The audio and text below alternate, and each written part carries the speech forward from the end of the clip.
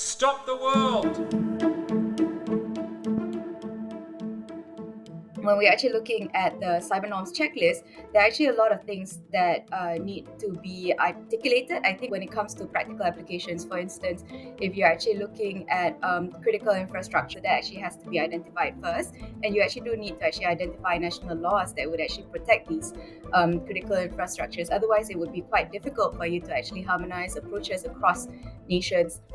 Welcome to Stop the World, the ASPI podcast. I'm David Rowe. And I'm Olivia Nelson. Today we're talking about responsible state behaviour in cyberspace. We've all heard about the steady rise in cyber attacks. We have intensifying strategic competition with countries looking to advance their interests using all means necessary. We've got cyber operations playing a significant role in the war in Ukraine, but even outside the theatre of war, we see the use of cyber tools for malign purposes around the world. And Dave, not many people think about this, but with new technologies, it's not necessarily obvious what constitutes responsible and acceptable behaviour. In the material world, it's pretty well established that you don't invade other countries, you don't breach people's human rights, you don't cause unreasonable damage to other countries' economic prospects and so forth. But it's not quite the same with cyberspace. Absolutely, and we've got a couple of milestones this year on the path to define responsible behaviour. The UN Open-Ended Working Group on Security of Information and Communications Technologies is wrapping up. It's a bit of a discouraging name if you ask me. The term open-ended makes it sound like it might never reach its destination, but in fact it will do so this year. And it's been developing rules, norms and principles of responsible behaviour of states in these areas. This year also marks the 10th anniversary of the Global Framework for Responsible State Behaviour in Cyberspace. This framework helped set standards for state conduct, including, very importantly, affirming that international law applies to cyberspace and committing states to norms for responsible behaviour. And to cover all of this, we've got a two-part episode today. Up first, Gatra Priyandita speaks with Farlina Said, a leading expert on cyber diplomacy. They'll talk about the ways regional states have contributed to and promoted the framework for responsible state behaviour in cyberspace.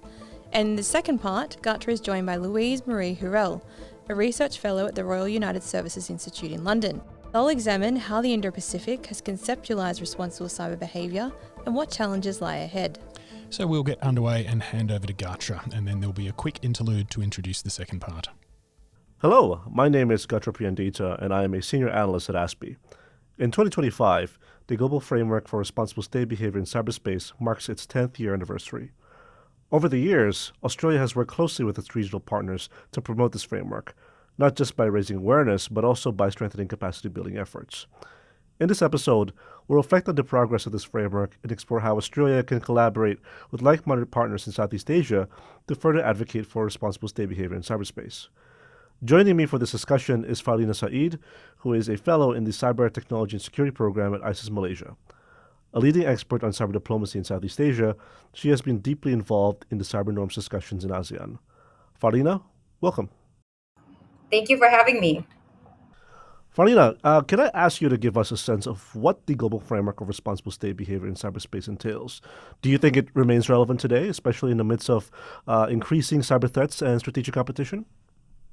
Thank you so much. So, hello, Gatra. To answer the question and perhaps unpack a little of the background, the Framework of Responsible State Behavior stemmed from meetings in the First Committee of United Nations. It was first used in the 2010 UNGGE report, in the forward by the Secretary General, actually, following a 2004 UNGGE group that produced a report with no consensus. And that year's group began their work in 2009. So between 2009 and 2010, discussions were held among 15 countries from varying geographic origins on issues such as threats in and through cyberspace, the dual use of ICT, lack of international norms that could affect crisis management, technology and policy maturity gaps, as well as the need for common terms and definitions in this environment. So in today's practice, the framework of responsible state behavior comprises of 4 themes, which are international law, norms, rules, and principles for the responsible behavior of states, confidence building measures, and capacity building.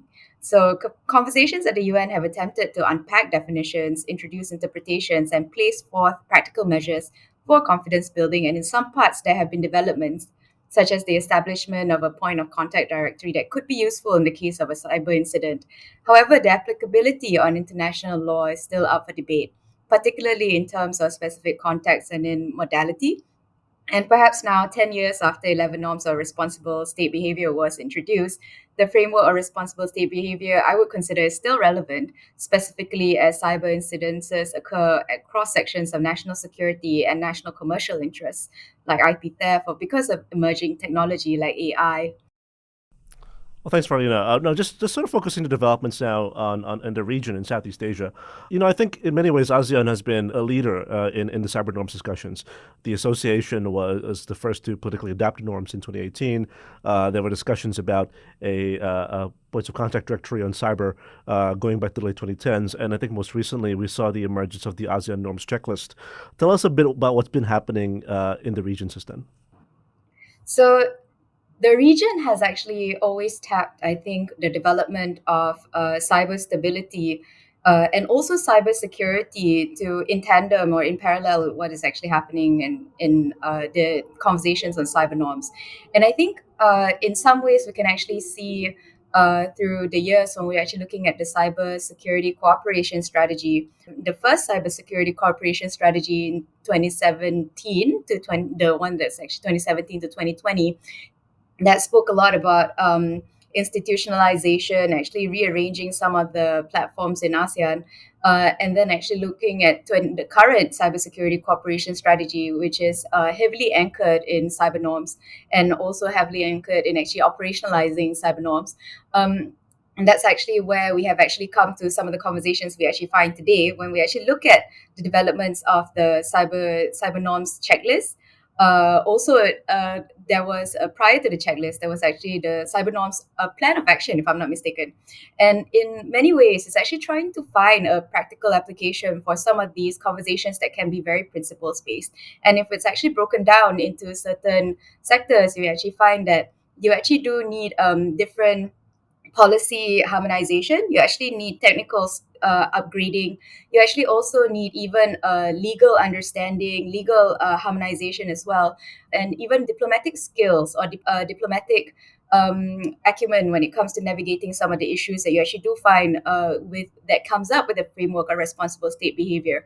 So when we're actually looking at the cyber norms checklist, there are actually a lot of things that need to be articulated. I think when it comes to practical applications, for instance, if you're actually looking at critical infrastructure, I think always everybody would actually ask, so what is your critical infrastructure? So that actually has to be identified first.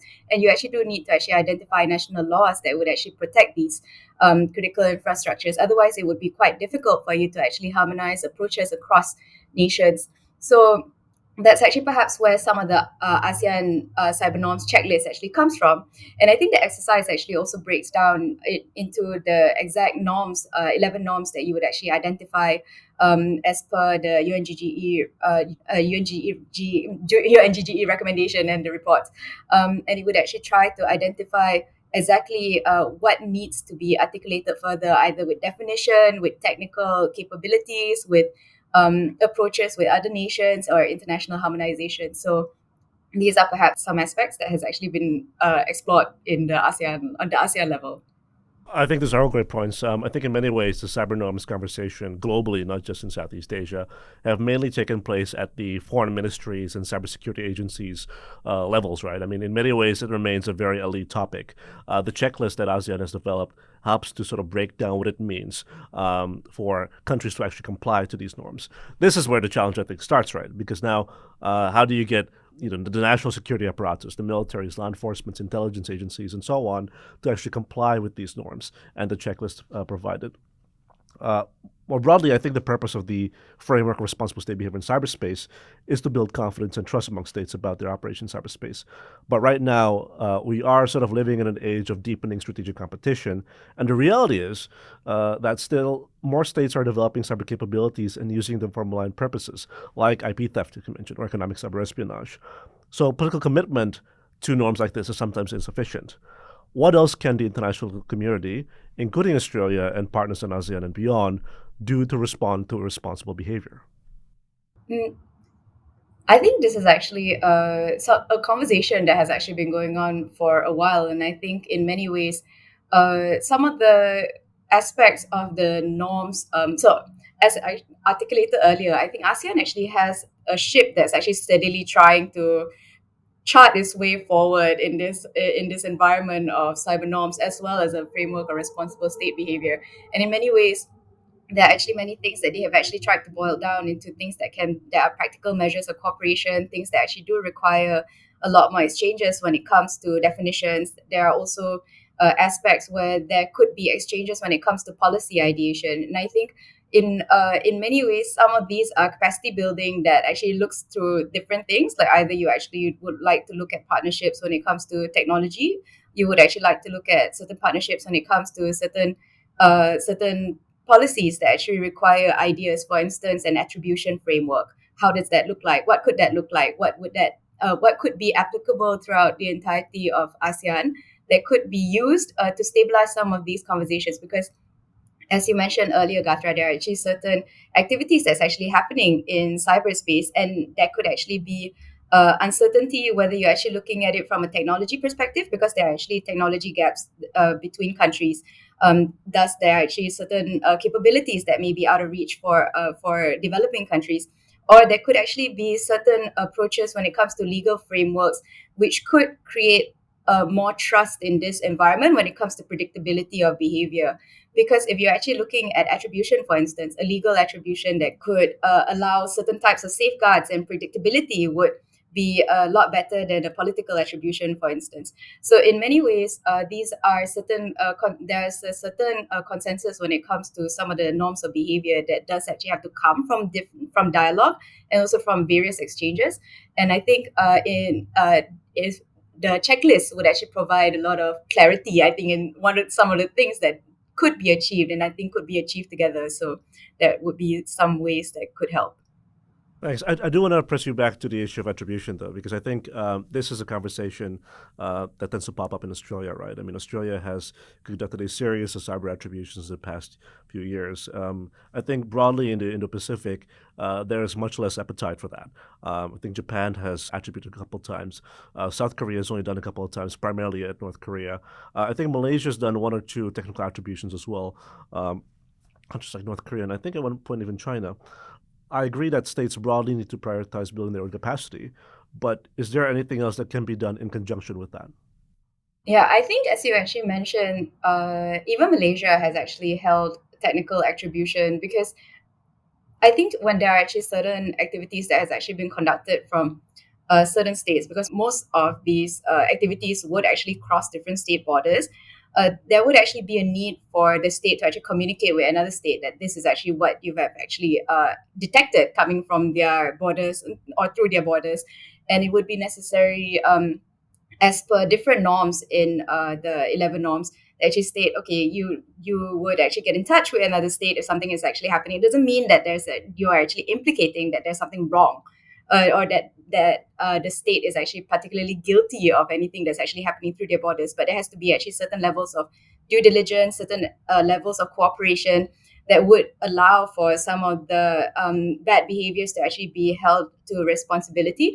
And I think there are actually certain types of normative behaviors that actually has to be a little bit more distributed. Because for one thing, it's like attributing or saying that something is actually happening from another state doesn't necessarily mean that that you're actually necessarily implicating that there's actually something wrong.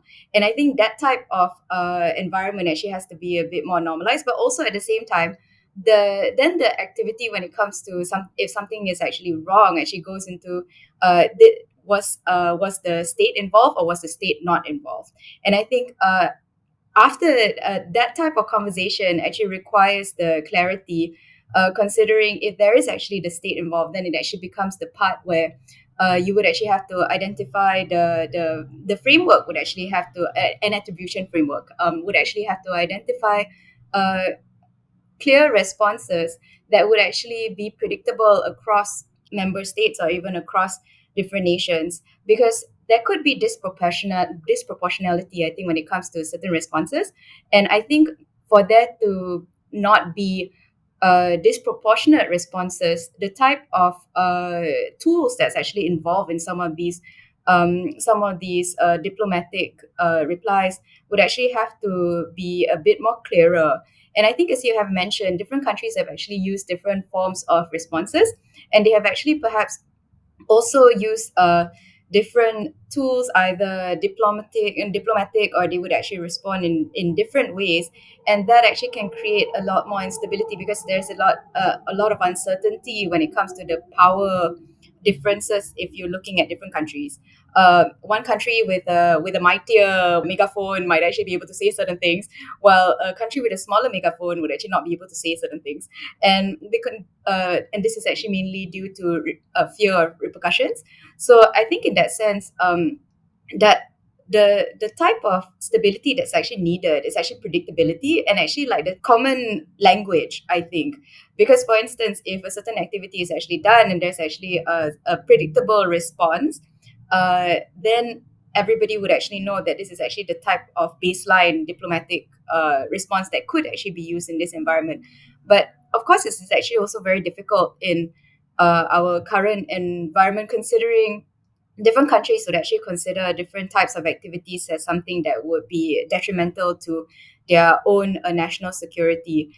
And because of these types of differences, it can be very difficult for certain countries to actually justify using certain tools, while other countries would actually use those tools willingly.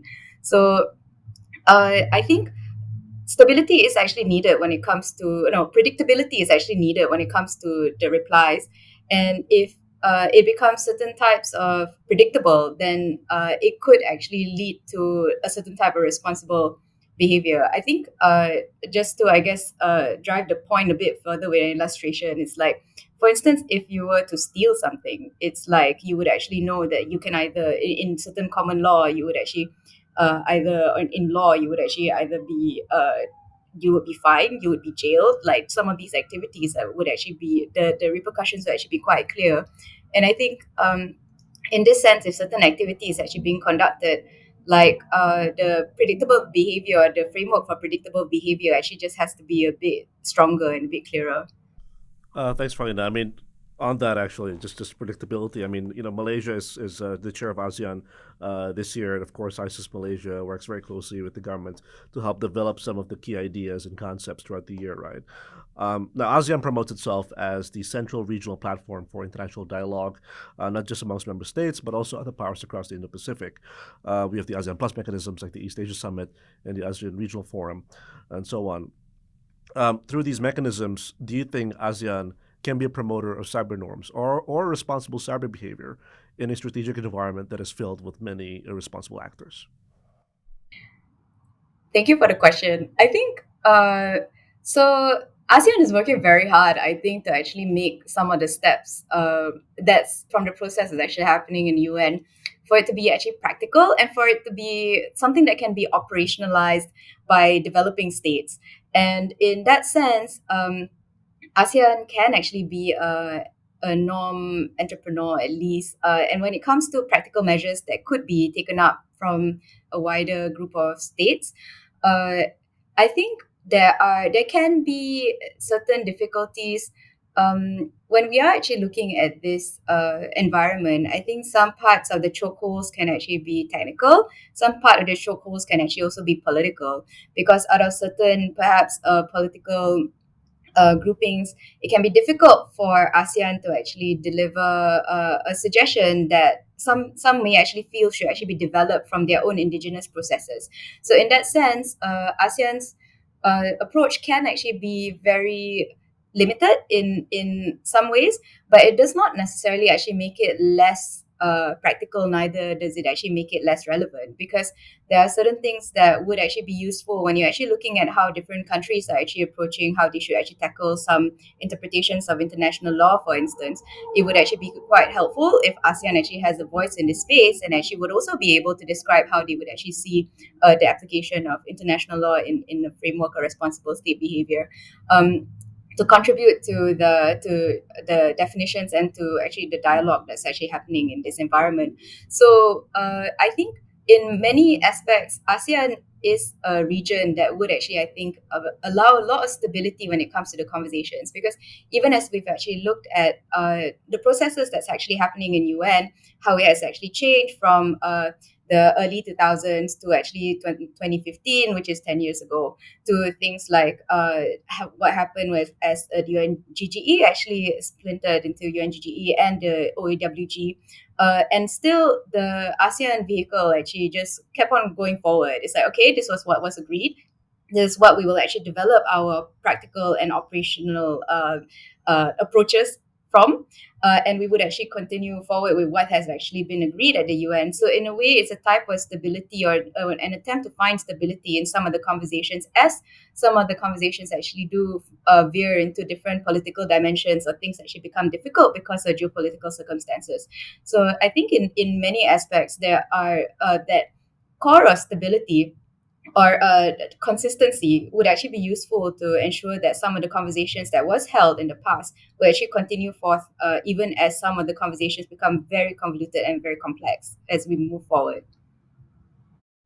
Thanks, Farlina. I mean, definitely. I think ASEAN has been a leading entity when it comes to promotion of cyber norms, and I think that opportunity now arises again with not only the creation or development of the ASEAN norms checklist, but also again Malaysia's chairmanship. And Malaysia, of course, has been a leading state, I think, when it comes to cyber diplomacy in Southeast Asia.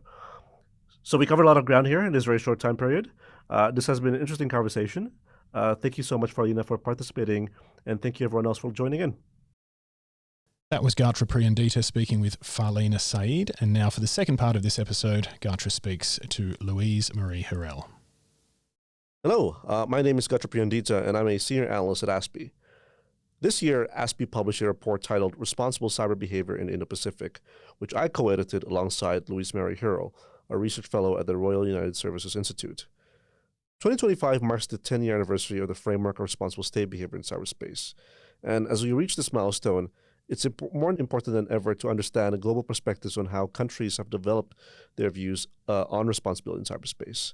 In this report, we worked together with researchers from across the Indo-Pacific to make sense of how 7 countries, Cambodia, Fiji, India, Indonesia, Japan, Pakistan, and Taiwan, interpret what it means to be responsible actors in cyberspace, going beyond just their expectations of what other states should do, but also see how they seek to demonstrate their own responsibilities internally. In this episode, Louise joins me to unpack some of the key findings and discuss why Indo-Pacific perspectives matter in shaping the future of international cyber governance. Louise, welcome. Hey, Gatra. Great to be here with you. Thank you for having me. Let's kick off with a basic question that lies at the center of our report, which is, how do states normally understand what it means to be a responsible actor in cyberspace? Well, thank you, Gatra. Again, it's a pleasure to be here. Maybe just kick off, right? You talked a lot about the responsible state behavior and the UN framework, right? And folks that are listening to us might be asking themselves, what this framework actually means. So this has not emerged like yesterday, right? It has been 20 years since member states at the UN have been discussing what responsible state conduct in cyberspace is. And even though it has been 20 years, there has been like a series of different UN resolutions. And this debate has primarily happened in the United Nations First Committee, which is the one that talks about disarmament and international peace and security. And over there, there are 2 mechanisms. So the first mechanism is the group of governmental experts. And that is primarily the mechanism that I mentioned, 20 years of negotiations. So that has happened within the context mostly of the United Nations group of governmental experts, or for those that are, close to it, it's called GGE. And there's another mechanism, which is the open-ended working group. And both of them have been the key places for these discussions on responsible state behavior. Obviously, the open-ended working group has been established in 2019, the first of it, and it has taken place firstly from 2019 to 2020, but there was a bit of a delay because of COVID. And the second iteration was from 2021 to 2025. So as you very well said, we are getting now to the final year of the open-ended working group, which also marks the 10th anniversary of the UN framework. And this UN framework, as I said, is the result of a series of UN resolutions throughout these past years, and most notably 2010, 2013 and 2015, the reports of the UN group of governmental experts, states have first recognized that international law applies to cyberspace, but most importantly, they have not only focused on that, but have established at least 4 elements that constitute this framework. So international law, norms, rules, and principles, confidence building measures, and cyber capacity building, right? So that is what the UN framework, as we say now, or the acquis, these are the 4 key pillars. Obviously, right now, there is an extra element to the agenda, which is thinking about regular institutional dialogue and beyond the OEWG now in 2025. How can we continue to have that conversation, right? And emerging threats as more of kind of like trying to understand the threat landscape and incorporate that within the contextualization of the framework. But yes, I think that's just like the traditional, as you said, understanding of state responsibility very much revolves in cyberspace, right? Revolves around these 4 pillars. The international community has agreed on what we may refer to as the global framework of responsible state behavior in cyberspace. However, in many ways, I think there remains disagreements over how to implement this framework. For instance, states may disagree over how to demonstrate that they are responsible actors. Reflecting back on this arrangement, why do you think it's necessary to have a discussion on responsible cyber behavior, Louise? I think it's great that you actually said responsible cyber behavior, right? At the start, you mentioned the Global Partnership for Responsible Cyber Behavior, which is a RUSI-led initiative, but we have brought together researchers from all different regions, over 80 researchers, to really reflect on the application of this framework, but a little bit beyond that. And why do I say a little bit beyond that? Because we're talking about 4 pillars of conversations. We're talking about responsible state behavior. We're talking about a conversation that primarily takes place at the UN, and not just any place at the UN. It's just the highest level of the conversation. So there are a couple of important limitations, not necessarily just limitations, but just being aware of where this conversation, the consolidation of the notion of responsibility took place, right? So it has taken place, and it suffers from a very narrow application in many ways. So the UN framework, as I said, relates to cyber issues that affect international peace and security, and this sets a really high threshold for what should be considered part of the responsible cyber behavior agenda. Secondly, the UN framework focuses almost exclusively on the obligations of states under international law. Obviously, it's not just about that, because there's norms and there's also kind of confidence building measures and cyber capacity building. But really, that is the one of the meaty elements of let's say, the framework. Also, it largely applies to externalities, and that is like, these are things that we've identified in our, let's say, joint research, as it directs how states ought to behave towards each other and not how states should act domestically. I mean, this obviously states have, like, from an international law perspective, when we think about due diligence, they need to, demonstrate a certain level of capacity, right, to observe those obligations internationally.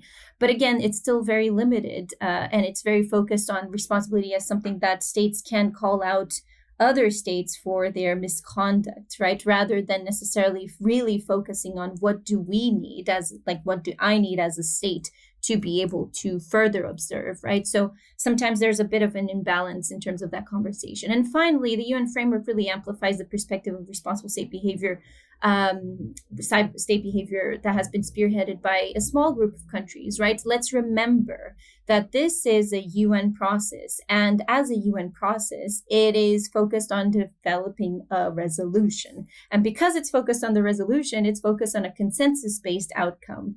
And obviously, that negotiation process, you already have like states that are more, let's say, the cyber powers or the more developed countries that then can influence this conversation more actively. And not to mention that obviously the UN group of governmental experts, they were restricted to 30 countries, right? So even though that resolution has been approved in the General Assembly and all states have recognized that these resolutions apply to all member states, there is still this politics of negotiation and also the format of the UN debate, which ultimately is consensus-based, which is good. But again, we need to recognize that that also kind of creates a bit of a challenge for us having some insight as to how developing countries, other economies actually see responsible state behavior. But again, you talked about responsible cyber behavior, and I think that's particularly important because the objective of our project, our work at RUSI, and this report, right, that we've worked together is really to understand that responsible cyber behavior refers to the collective expectations of how actors should or should not behave in cyberspace. It is comprised of the values, the norms, the policies, the practices, and the technologies that inform and are articulated by stakeholders, including the purpose of protecting and securing cyberspace. So responsible in this case invites us to reflect on responsibility of a range of actors, not just states.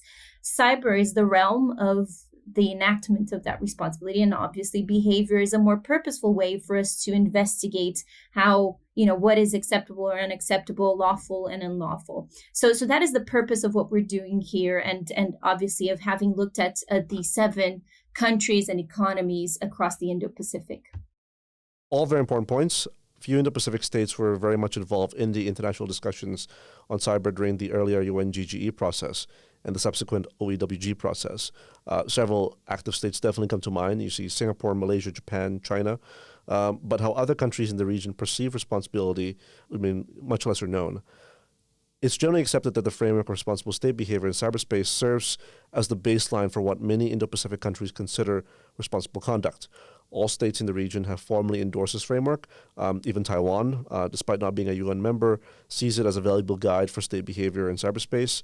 However, not only do states interpret and prioritize different elements of this framework, varies considerably, but how they communicate domestically as responsible cyber behavior also differ. For instance, on the international side, not all states have clearly outlined their views on how international law applies to cyberspace, nor have all of them expressed similar views on responsible behavior domestically. Some see spreading content, certain kinds of content, for example, as being responsible. That said, there's broad agreement across the region on the importance of international cooperation, maintaining peace, security, and stability in cyberspace. Multilateralism remains the preferred approach to cyber diplomacy for Indo-Pacific states, whether through regional or more global forums. Platforms like ASEAN-led discussions play a critical role in facilitating exchanges of best practices, enhancing transparency, building trust, ideally contributing to a more stable and secure cyberspace. In the case of Japan and India, we also see them looking to multilaterals as a platform for international cooperation. Another area of strong consensus is cyber capacity building. I think across the Indo-Pacific, states recognize that both receiving and providing cyber capacity building support is fundamental to international cooperation. More cyber mature countries like Japan, like Taiwan, have taken seriously proactive steps to support less cyber mature countries. This includes assisting in the development of local incident response units and collaborating on strengthening security operation centers. Meanwhile, states with less advanced cyber capabilities have openly expressed a desire for support in areas like cyber governance, incident response, and technical training. Some states look at capacity building as an issue tied to other security concerns. In Fiji, responsible cyber behavior is closely linked to national priorities like climate resilience, where delivering responsible cyber capacity building involves thinking about how such support can also not undermine Fiji's efforts to advocate for global attention to climate change. So, for instance, they want to see less cyber capacity building support that involves way too many flights. But ultimately, I think for most Indo-Pacific states, responsible cyber behavior is deeply tied to the principle of state sovereignty. The region's political landscape remains distinctly Westphalian, shaped by histories of colonization, nation building, and internal security challenges. As a result, many governments are particularly concerned about the misuse of cyberspace by criminals, insurgents, terrorist organizations, and even political opposition groups. This has led to strong sensitivities regarding foreign interference, including the cyber domain, especially when there are suspicions that foreign states are supporting certain domestic actors against authorities. Now, because sovereignty is an important principle, cultural, historical, political, economic factors all influence how Indo-Pacific states define or understand or interpret responsibility in cyberspace, leading to differences in national approaches. In Cambodia, the government considers provision of capacity building with political conditions as irresponsible as they violate sovereignty. In India, Indonesia, Pakistan, experiences with terrorism and the use of internet by terrorist groups has significantly shaped their views on responsible behavior, both for states and non-state actors, including on the uses of content. Meanwhile, in countries with relatively stronger civil societies like India, Japan, Taiwan, Indonesia, there tends to be greater advocacy for the responsible uses of cyber capabilities, often driven by public demand for transparency and accountability. These differences highlight the need for a more nuanced understanding of how Indo-Pacific states engage with the framework of responsible state behavior in cyberspace, not just in terms of their expectations of others, but also in how they define and demonstrate responsibility themselves. Yes, and I think, Gatra, this has been a fascinating research, honestly, to explore. And I think really the objective with this publication is to look at these emerging or culturally embedded perspectives of responsibility, right? It's not that there is we're neglecting the UN framework, but it's knowing that responsibility can be framed in various different ways when we look at the domestic environment. And I think the point and I think this is not something that obviously is exclusive to the Indo-Pacific region, right? I think discussions around like how content control and let's say oversight over content is seen as we are as states responsible for the information environment, and to be responsible is actually to be able to have a better control over that space so effectively we can protect our citizens, right? I mean, again, there's lots of challenges when we look at that because, for you to go towards a more, let's say, for you to go from content moderation to actually having content control and having control over certain types of speech, then that is something quite challenging. But again, it's culturally embedded. That same point comes across like different countries in the global south, I'd argue. But in the Indo-Pacific, obviously, it takes a particular shape. Another thing that you mentioned that I thought was quite interesting that also caught my eye from our research is what can we learn from countries in the Indo-Pacific, right?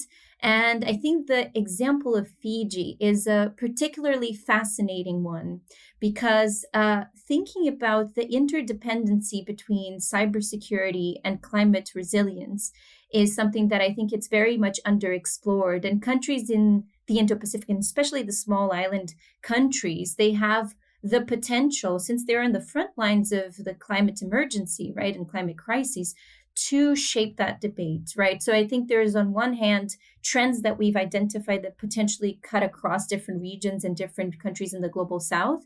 But on the other side, there is these like unique examples that we've identified that could potentially be mainstreamed or be further highlighted as positive experiences or of demonstrating the notion of responsibility as intertwined with the more infrastructural side, right, of responsibility, right? And so that could potentially also touch upon the international peace and security threshold, given the emergency of the climate crisis, right? But anyway, I thought that these are just things that you talked about that also caught my eye as we were kind of going through this piece of fascinating research. Definitely. A lot of avenues for exploration there. States have been quite expressive about how they expect others to act responsibly in cyberspace. But what about how they demonstrate their own commitments to responsible cyber? Any thoughts about the global trends, Louise? Absolutely. So, I mean, from a global trends perspective, right, and this is part of our wider, let's say, research on trying to understand how, like, the evolution of state practice and how collective expectations of what responsible state behavior or responsible cyber behavior kind of emerge in multiple sites at the international level. So, I mean, obviously, the lowest hanging fruit when thinking about how states demonstrate responsible cyber behavior is, publishing their views on how international law applies to cyberspace. And if you just look at the last couple of years, right now, 30 countries, if I'm not mistaken, and 2 regional bodies have published their views on how international law applies to cyberspace. Interestingly enough, the African Union was the first regional body to actually publish a common position. And the second one was the EU. But if you look at the trends, the 2021 GGE was particularly important to setting that benchmark for like states doing that, because there was a compendium that was launched there. Another way in which states demonstrate, let's say, responsible cyber behavior is through like regional bodies having confidence building measures. So the Organization of American States has 6 confidence building measures on cyber, and such as like having a point of contact, right, to reach out from different MFAs. The OSCE has also been traditionally a very key place for the development of confidence building measures. But again, this is still a very UN-y discussion. And also on the regional side, as you well mentioned, ASEAN member states have published the Cyber CBM's checklist, which again provides that benchmark for how states should demonstrate that responsibility. And I'd say that this all could be framed under like a positive notion of responsibility. So which refers to how state and non-state actors observe their rights and obligations, the voluntary commitments that they have subscribed to, and the structure of incentives really for them to do that. So some of the practices that we've mapped so far include, being more transparent in their views and their approach, and obviously international law, how it applies to cyberspace and their positions is a way of doing that, but checklists as well. Socializing international agreements, so referencing the UN framework and or CBMs in national cybersecurity strategies is something that could demonstrate. But again, as we've seen in the Indo-Pacific report, that is still very limited. I mean, states do send their representatives from the capital to participate in UN negotiations. But I mean, at the end of the day, are they actually kind of referencing it to national cybersecurity strategies? And I think the answer that we've arrived to is no. So there's something else that could be done there, right? But a range of other countries have indirectly referenced. So Singapore, Japan, Ghana, UK, Chile, and many other countries have already kind of indicated in some ways, not that they say like the UN framework, but they say like commitment to responsible state behavior in cyberspace, which is good. And that strengthens the understanding and the discussions that happen over there. I think there's also the level of like negative accountability, which is basically states calling out other states on like identifying, calling out bad behavior or lack of observance of those international commitments. I think over there, obviously, the whole discussion on attribution comes up, and this is something that most countries don't have the appetite to politically attribute, and that is very evident in the Indo-Pacific, right, because of a series of underlying factors, right, and I'm sure you can unpack that even further, which includes like the geopolitical landscape. Many countries won't want, let's say they won't want to call out China for some of the activity that they have been seeing, but obviously they have been seeing, and they have their reports from CTI companies, so cyber threat intelligence companies, that they have been targeted, but they won't do that because they are fearful of the backlash. And let's remember that cyber is just one piece of the geopolitical chessboard, right? If they call out bad behavior, let's say or Chinese malicious cyber activity, then they might just have some backlash in an economic, let's say, side of things, which is something that they don't want to do. And honestly, from a narrow state perspective, makes sense in terms of a rational approach to this. But again, it provides some limitations as to other countries, mostly developed countries, and how they actually see that, we should be able to articulate a little bit better and have a little bit more of a stick to this notion of responsible state behavior, which includes démarches, sanctions, and other, let's say, elements of the toolbox that they could use to enforce in some way this commitment at the international level. But obviously there are blurry lines, as you said, and I'll stop in just a second, which is the responsible use of technology and tools. So tools that could go from like spyware, which is the most intrusive side of the spectrum, to, let's say, the pen testing or the misuse of some of these kind of like pen testing tools. So again, many of these countries, they are not like in the Indo-Pacific that we've observed, many of them are not part of the Wassenaar arrangement, and many of them might not have like clear controls of exports like for dual use technologies. And what that means is that effectively there's little oversight as to what kinds of technologies they are acquiring. But obviously the norm across the spectrum of developed and developing countries is that they need to outsource a lot of those tools, right? But again, whether they're using that internationally, and then the Wassenaar arrangement is one way of thinking about it, and the way in which you can constrain sometimes or define lines of what is unacceptable. But again, like what if they're buying this to use it against their own population, then the notion that you mentioned of sovereignty comes in very, very actively, right? I mean, don't interfere into our domestic affairs. Let us do what we're doing. It's our territory, and please don't target us, because that will be seen as also kind of, let's say, going against our understanding of a very strong understanding of sovereignty, even though we haven't published our view on how international law applies to cyberspace. But anyway, I'll stop there. I think there's emerging kind of discussions such as the Pall Mall process and the efforts led by the US to think about, that spyware is unacceptable, but then there are lots of commercial tools that we need, but they're acceptable in legal uses for law enforcement. But, can we build consensus around that? And I think we're still to see what's going to come from that discussion. And I think Indo-Pacific countries kind of remain a bit silent when it comes to that. But anyway, I'll stop there. I completely agree. There's a growing pressure on states that have been accused of potentially misusing cyber technology. While public attributions of cyber operations have not yet become a widespread diplomatic practice in most parts of Asia, we are seeing some states take more proactive stance, particularly Japan, South Korea, and even increasingly China. Looking at domestic factors is crucial, especially since responsible cyber behavior is not just about government policy, but also about oversight mechanisms that constrain state misuses of cyber tools. In this regard, Japan, Taiwan, and to a lesser extent, India and Indonesia provide interesting case studies, because in these countries, civil society groups and parliamentarians have at times pushed back against the misuse of cyber tools, particularly in areas like surveillance. These efforts play an important role in establishing safeguards and oversight mechanisms that help prevent potential abuses. That said, domestic accountability remains a challenge across much of the Indo-Pacific. In many countries, there's little public or political pressure to impose constraints on cyber capabilities. And this is not unique to the Indo-Pacific, nor is it exclusive to authoritarian regimes. The reality is that overseeing the use of ICTs by governments require a high level of technical expertise, something that many parliaments simply lack, right? As a result, national security institutions often operate with limited scrutiny in their uses of cyber tools. Now, Louise, we are living in an age of strategic competition where states are more willing to use cyber to secure economic and strategic goals. Should we be hopeful that states will behave responsibly? That is a big question. Obviously, I think we're at a stage where, as you very well said, it's not the easiest of moments. Geopolitically speaking, we're talking about various active military kind of conflicts across the world.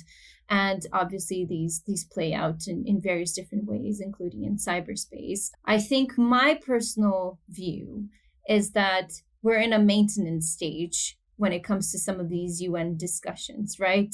It is, let's keep this space because at least we need to continue to talk about this.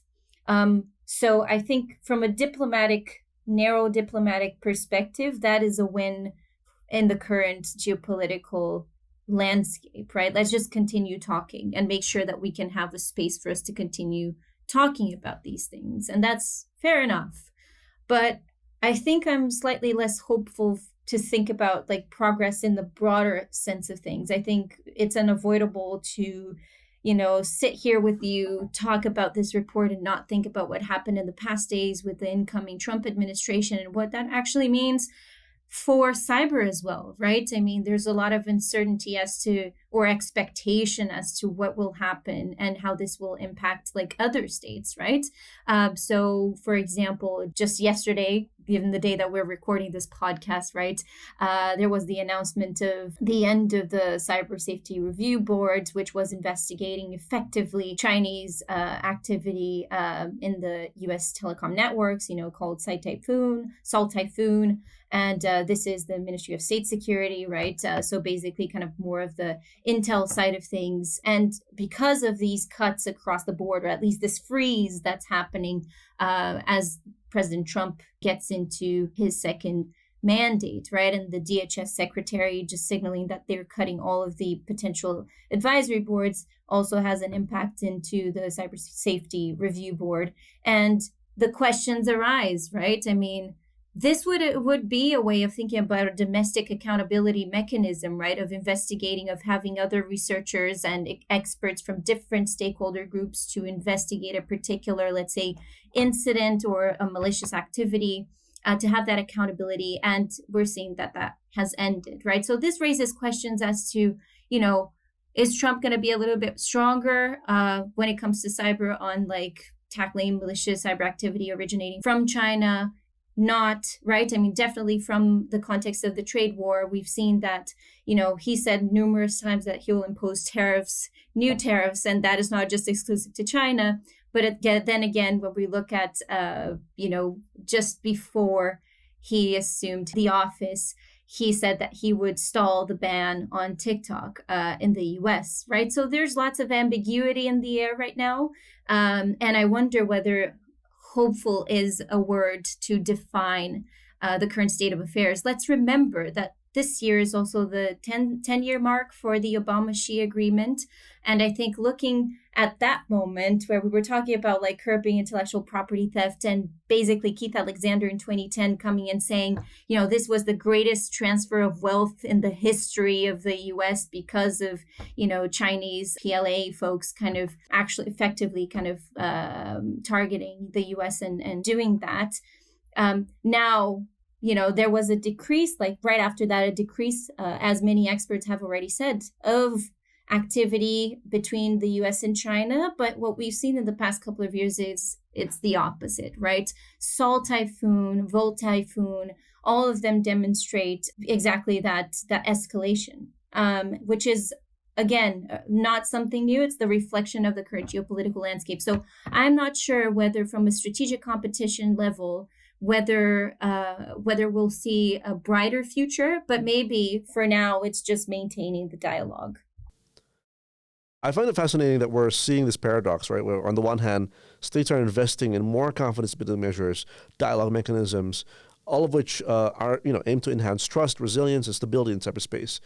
Yet at the same time, we're witnessing the rapid proliferation of state-sponsored cyber operations for various purposes, including, as you mentioned, intellectual property theft. Ironically, despite ongoing trust-building efforts, these activities often fuel greater distrust among states in the cyber domain. That said, I fully agree that dialogue remains essential. Even when some major powers refuse to adhere to established norms, we still need a strong international cyber governance framework that enforces standards and expectations for responsible behavior. Such a framework must be defended by the international community. But ultimately, I think accountability in cyberspace is a collective responsibility. In particular, middle and emerging powers must play a more active role in shaping these discussions. This is precisely why it's so important to understand Indo-Pacific perspectives on responsible cyber behavior, given that the region is home to some of the most important middle and emerging powers of the 21st century. So check out our new report on the ASPI website. Louise, thanks so much for joining us, and thanks so much to those of you tuning in. Thank you very much.